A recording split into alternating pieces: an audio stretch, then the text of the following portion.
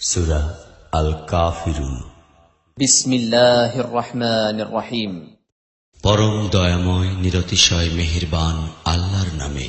قل يا أيها الكافرون لا أعبد ما تعبدون বলিয়া দাও, হে কাফিরগণ, আমি সেই সবের ইবাদত করি না যাহাদের ইবাদত তোমরা করো, ولا أنتم عابدون ما أعبد আর না তোমরা তাহার ইবাদত করো যাহার ইবাদত আমি করি, ولا أنا عابد ما عبدتم আর না আমি তাহাদের ইবাদত করিতে প্রস্তুত যাহাদের ইবাদত তোমরা করিয়া থাকো, ولا أنتم عابدون ما أعبد لكم دينكم ولي دين আর না তোমরা তাহার ইবাদত করিতে প্রস্তুত যাহার ইবাদত আমি করি, তোমাদের দিন তোমাদের জন্য আর আমার দিন আমার জন্য।